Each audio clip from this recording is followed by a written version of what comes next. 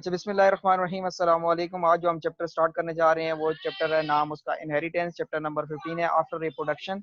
10th class में ये हम पढ़ेंगे। फेडरल बोर्ड और ऑल जो पंजाब बोर्ड है उसके लिए हम पढ़ रहे हैं। ठीक है, तो यहाँ पे आपने देखना है हिस्ट्री के अंदर लोगों को ये आज से पहले ये पता तो था कि बेबीज के जो करेक्टर हैं पेरेंट्स से बहुत सी मुशाबत रखते हैं, लेकिन कैसे मुशाबत रखते हैं या किस तरह जो पेरेंट्स के करेक्टर बेबी के अंदर ट्रांसमिट होते हैं, इसके बारे में किसी को नहीं पता था। या ये connection between the parent and children, but the mechanism was not understood. जो इसका मैकेनिज्म था वो अंडरस्टूड नहीं था। फिर इसके बाद जो ग्रेगर मेंडल था, जिसको फादर ऑफ जेनेटिक्स भी कहा जाता है, जेनेटिक्स का बानी कहा जाता है, उसने ये काम पी प्लांट के ऊपर किया। हजारों पी प्लांट पे उसने वर्क किया और उसने कहा कि जो पेरेंट पी प्लांट है उससे जो करेक्टर हैं वो ऑफ स्प्रिंग के अंदर मुंतकिल होते हैं। और ये किसके थ्रू होते हैं, उसको उसने नाम दिया मेंडल फैक्टर, या उसको स्पेशल फैक्टर का नाम दिया। उस टाइम पे उसे जीन का कंसेप्ट का नहीं पता था। अच्छा, इसके बाद जो इंट्रोडक्शन टू जेनेटिक्स हमने देखना है। जेनेटिक जो है बायोलॉजी की ब्रांच है जिसमें हम इनहेरिटेंस के बारे में पढ़ते हैं। तो इनहेरिटेंस क्या है, जिसमें transmission of characters from parents to offspring, यानी वालिदैन से जो करेक्टर हैं अपनी औलाद के अंदर जो मुंतकिल होते हैं, जिसमें कौन कौन से ट्रेड्स आ सकते हैं, जैसे हाइट है, ठीक है, इसके बाद आई कलर है, इंटेलिजेंस है, या फिर इनहेरिटेंस। ठीक है, इनहेरिटेंस कह रहा हूँ, इंटेलिजेंस के बाद ये ऑल जो करेक्टर्स हैं ये इनहेरिटेबल है। ठीक है, पेरेंट्स अगर जहीन है तो औलाद लाजमी बात है जहीन होगी, लेकिन उसको मौका भी मिलना चाहिए। एक एक चीज होती है एनवायरमेंट। ठीक है, अब फॉर एग्जांपल एक बच्चा बहुत जहीन है, उसको आप स्कूल नहीं भेजते, उसको आप वो एनवायरमेंट नहीं देंगे, तो वो क्या कहलाएगा, अनपढ़। उसको हम ये नहीं कह सकते कि ये जहीन नहीं है। ठीक है, उसने पढ़ा लिखा नहीं होगा, या उसने स्कूल नहीं पढ़ा, लेकिन वो जहीन हो सकता है। ठीक है, अगर उसको किसी भी काम मिल गया, अगर उसको मैकेनिक बनाते हैं, फॉर एग्जांपल मैं दे रहा हूँ, ठीक है, अगर जहीन बच्चा होगा तो वो एक अच्छा मैकेनिक बनेगा, जहीन बच्चा होगा तो एक अच्छा डॉक्टर बनेगा, जहीन बच्चा होगा तो एक अच्छा पायलट बनेगा। ठीक है, और अगर कम जहीन हुआ तो फिर अब्दुल आदी की तरह होगा। अच्छा, बहरहाल इसके बाद हम बात कर रहे हैं जो पेरेंट्स जो हैं ये pass characteristic to their young ones through gene transmission. ऊपर हमने पैराग्राफ में पढ़ा कि जो पेरेंट्स के करेक्टर ऑफस्प्रिंग में कैसे मुंतकिल होते हैं, ये किसी को मैकेनिज्म का नहीं पता था। बाद में ये बताया गया कि जो पेरेंट्स से ऑफस्प्रिंग के अंदर करेक्टर मुंतकिल होते हैं या ट्रांसमिट होते हैं, ठीक है, ये किसके थ्रू होते हैं, जीन के थ्रू होते हैं। अच्छा, अब आपने ये देखना है कि इक्वल नंबर ऑफ क्रोमोसोम, अगर हम पेरेंट्स की बात करते हैं तो दोनों पेरेंट से, अगर एक पेरेंट है, ठीक है, मेल पेरेंट, या हम बात कर रहे हैं जो फीमेल पेरेंट है, इनसे बेसिकली जो ऑफ स्प्रिंग के अंदर जो चीज मुंतकिल होती है वो क्या चीज मुंतकिल होगी, जीन मुंतकिल होंगे। और जीन किस के थ्रू, यानी ये अगर हम बात करें स्पर्म सेल है या एग सेल है, ठीक है, पेरेंट से स्पर्म सेल के अंदर 23 क्रोमोसोम, और ये जो दूसरा है, सॉरी, इसमें भी 23 क्रोमोसोम आते हैं। एक पेरेंट से 23 क्रोमोसोम और थ्रू गैमीट्स, गैमीट्स के थ्रू आते हैं। और वो जब गैमीट्स आपस में फ्यूज करते हैं, कितने क्रोमोसोम हो जाते हैं, 46। कितने क्रोमोसोम हो जाएंगे, 46। तो यहाँ पे क्या लिखा हुआ है, equal number of chromosome from each parent combined during fertilisation, यानी जो गैमीट्स हैं उसके अंदर 23 क्रोमोसोम और 23 क्रोमोसोम एक एक पेरेंट, दोनों पेरेंट से आ रहे हैं। और जब ये फर्टिलाइज होते हैं तो ये स्पर्म सेल और एग सेल जब फर्टिलाइज होता है तो ये क्या बनाता है, जाइगोट। और जाइगोट के अंदर क्रोमोसोम कितने होंगे, 46। ठीक है। अच्छा, the chromosome carry the unit of inheritance is known as gene. Gene क्या चीज है, gene is the fragment of DNA, piece of DNA, it is a unit of inheritance. ठीक है, it is a part of DNA. ठीक है, और ये जो जीन है आगे एक स्पेशल प्रोटीन बनाता है। ठीक है, या जीन के अंदर वो इंफॉर्मेशन होती है जो आगे करेक्टर्स बनाता है, जीन के अंदर वो इंफॉर्मेशन होती है जिससे आगे ट्रेट्स बनते हैं। ठीक है। अच्छा, इसके बाद हमने थोड़ा सा मैं को लेंथी इसलिए कर रहा हूँ, जितना जो हमारा वेटसन एंड क्रिक मॉडल से पहले पहले का हमारा जो टॉपिक है उसको मैं आज कंप्लीट करूंगा। आपने अच्छी तरह समझना है, ठीक है, वीडियो को एंड तक देखना है और दूसरों को भी ये साथ शेयर भी करनी है। अच्छा, क्रोमोसोम एंड जीन देखना है जी। जीन क्या चीज़ है, जीन कंसिस्ट ऑफ डीएनए। अब मैं आपको बच्चे ये बताता हूँ कि हमारे पास जो क्रोमोसोम है ये एक special highly ordered complex structure है। ये एक हमारे पास क्रोमोसोम है, इसका स्ट्रक्चर, इसके सेंटर के अंदर क्या होता है, सेंट्रोमियर। और ये जो मैं बना रहा हूँ, ये जो पंखे की तरह का स्ट्रक्चर आपको नजर आ रहा है, ये इसके क्या है, क्रोमेटिड है। क्रोमेटिड के अंदर क्या चीज होती है, it is made up of DNA and protein. यानी जो क्रोमोसोम है वो किसका बना हुआ है, क्रोमोसोम बना होता है नंबर 1 डीएनए, और साथ में हम क्या कहते हैं, it is made up of protein. ठीक है, डीएनए और किसका बना है, प्रोटीन का बना है। अच्छा, अब देखें, gene consist of DNA, they contain a specific instruction for protein synthesis. ये आगे हम पढ़ेंगे जब ट्रांसक्रिप्शन और ट्रांसलेशन, वहां पे आपको मजीद क्लियर हो जाएगा। जीन से एक स्पेसिफिक इंस्ट्रक्शन जाती है और उस इंस्ट्रक्शन के मुताबिक जो डीएनए की जो इंस्ट्रक्शन होती है, उस इंस्ट्रक्शन के मुताबिक राइबोसोम प्रोटीन बनाते हैं। In order to nature the working of gene we will study the chromosome in detail. यानी हम जीन की वर्किंग को पढ़ने से पहले पहले हम क्रोमोसोम को डिटेल में स्टडी करेंगे।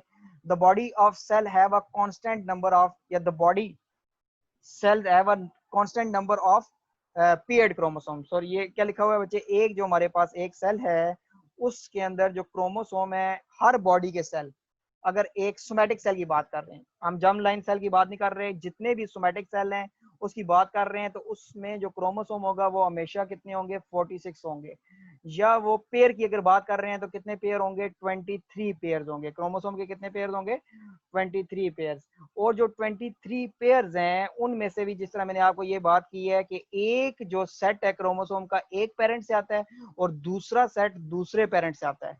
यानी क्रोमोसोम का एक सेट वो एक पेरेंट से आ रहा है, जो कि अगर हम बात कर रहे हैं कि फीमेल पेरेंट से आता है, उसे कहते हैं मैटरनल क्रोमोसोम। क्या कहते हैं, मैटरनल क्रोमोसोम। और जो मेल पेरेंट से आते हैं उसे कहते हैं पैटर्नल क्रोमोसोम।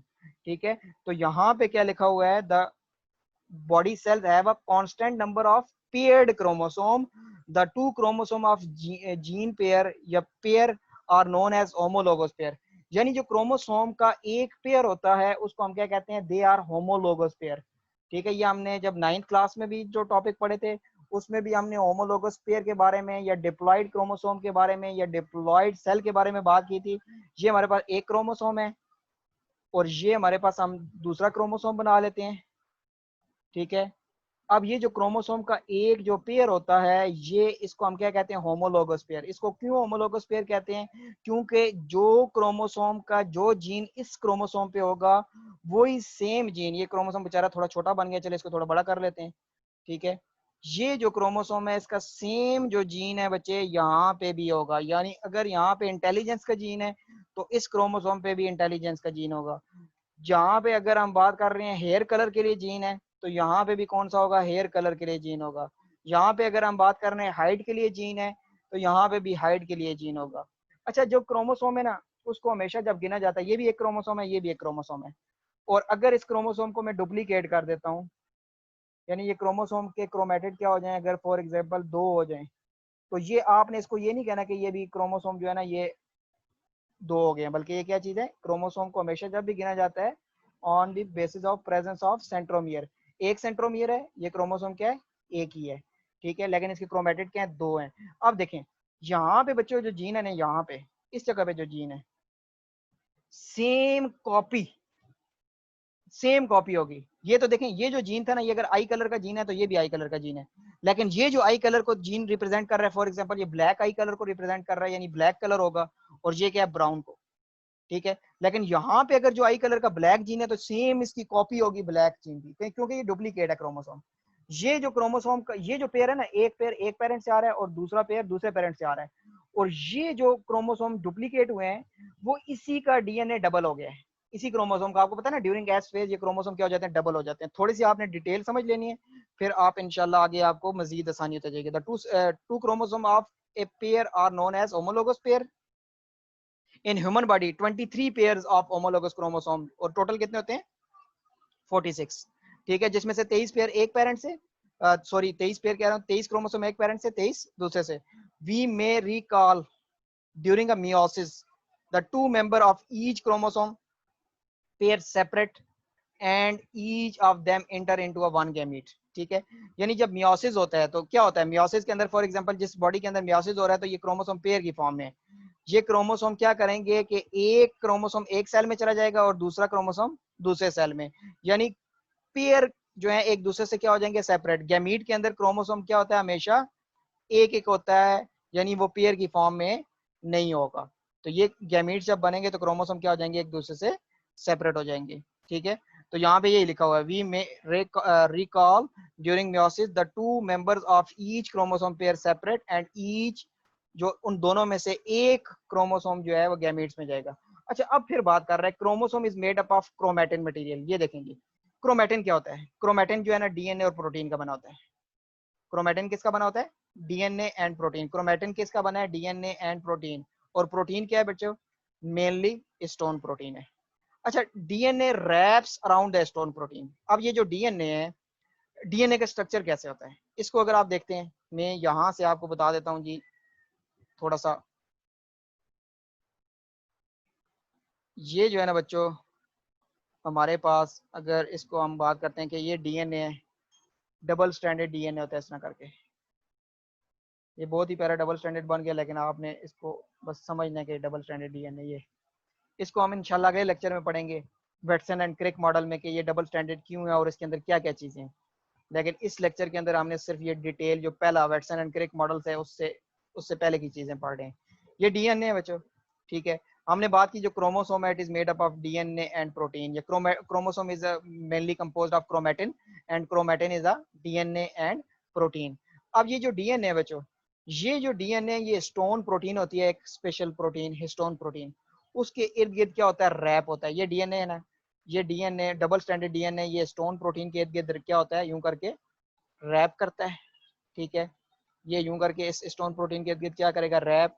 फिर मजीद जो हम बात कर रहे हैं, एक और स्टोन प्रोटीन आ गई, उसके इर्द गिर्द फिर मजीद, ये डबल स्टैंडर्ड है, यहाँ पे आपको सिंगल बता रहा हूँ, ये फिर रैप करेगा। फिर इस तरह करके फिर ये डीएनए है, ये फिर इस तरह करके रैप करेगा, ठीक है। और ये यूं करके डीएनए रैप करता जाएगा। और ये क्या चीज है, इसको हम क्या कहेंगे, न्यूक्लियोसोम कहेंगे। क्या कहेंगे, न्यूक्लियोसोम। इसको हम क्या कहेंगे, न्यूक्लियोसोम। और फिर ये जो न्यूक्लियोसोम है एक दूसरे के ऊपर हाईली ऑर्डर रैप करेंगे, यानी ये न्यूक्लियोसोम जो है ना एक दूसरे के ऊपर यूं करके रैप करेंगे, इस तरह करके, यूं करके, इस तरह करके। और रैप करते करते एक हाईली ऑर्डर स्ट्रक्चर बनाएंगे, जिसे हम क्या कहेंगे, ये क्रोमोसोम कहेंगे। ये क्या कहेंगे, ये हमारे पास क्रोमोसोम बन के, यानी ये इस तरह करके। एक मिनट, ये अच्छा ये देखें, ये हमारे पास मैंने बात की कि ये डीएनए, ये डीएनए ये स्टोन प्रोटीन के इर्द-गिर्द क्या करता है, रैप करता है, और इसको न्यूक्लियोसोम कहते हैं। दो न्यूक्लियोसोम के दरमियान में भी क्या है, डीएनए है। ये जो दो न्यूक्लियोसोम है, एक न्यूक्लियोसोम ये, एक ये, इसके दरमियान में भी क्या डीएनए, एक न्यूक्लियोसोम ये, एक ये, इसके दरमियान में भी क्या डीएनए। फिर ये न्यूक्लियोसोम आपस में हाईली ऑर्डर्ड स्ट्रक्चर के तौर पर क्या होते हैं, एक दूसरे पर रैप करके, ठीक है, सुपर क्वाइल करते हैं, और इस तरह का स्ट्रक्चर बनता है जिसे हम क्या कहते हैं, क्रोमोसोम। यानी अगर आपसे कोई पूछता है तो क्रोमोसोम किसका बना हुआ बचे, डीएनए और प्रोटीन। डीएनए के ऊपर, प्रोटीन के ऊपर रैप करता है, क्या बनाता है, न्यूक्लियोसोम। और दो न्यूक्लियोसोम के दरमियान में भी क्या डीएनए, ठीक है। और ये जो डीएनए है एक दूसरे के ऊपर रैप करके, फिर जो न्यूक्लियोसोम एक दूसरे पे मजीद रैप करके इस तरह का स्ट्रक्चर बनाएंगे, जिसे हम क्या कहेंगे, क्रोमोसोम। इसको अगर हम बुक पे देखें तो वहां से आपको मजीद इसकी डायग्राम क्लियर हो जाएगी, ठीक है। ये थोड़ा सा ये मैं मिटा रहा है इसलिए, फिर ये आपको जरूरत पड़ेगा। ये देखें जी, ये इसको मैं थोड़ा सा क्लियर यहाँ से कर देता हूँ। ये आपने देख लेना है कि ये आपको जो नज़र आ रहा है, इसको मैं अभी दोबारा से पढ़ता हूँ, और आपने बस ये लास्ट टॉपिक है, 2-3 मिनट आपने देख लेना है इसको। Chromosome is made up of chromatin material. Chromatin क्या है, कॉम्प्लेक्स मटेरियल है डीएनए और स्टोन प्रोटीन का। डीएनए रैप होता है स्टोन प्रोटीन के इर्द गिर्द, एंड उसे क्या बनाता है, न्यूक्लियोसोम। डीएनए जो है दो न्यूक्लियोसोम के दरमियान में भी डीएनए प्रेजेंट है, ये एक न्यूक्लियोसोम है, ये दूसरा है, इसके दरमियान में भी डीएनए प्रेजेंट होता है। DNA is also present between the nucleosome. In this way, nucleosome and DNA between them look like a beads on string. जिस तरह तस्बीह के अंदर जो दाने होते हैं, उसी तरह बिल्कुल सेम इस तरह का ये स्ट्रक्चर बना रहे होते हैं।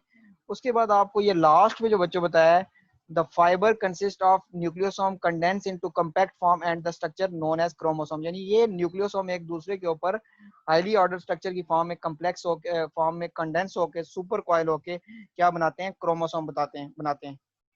तो ये हमारा बच्चे जितने भी स्टूडेंट सुन रहे हैं, ये शुरू का हमारा जो टॉपिक था चैप्टर नंबर 15 का, वो हमने वेटसन एंड क्रिक मॉडल से पहले वाला पढ़ा है।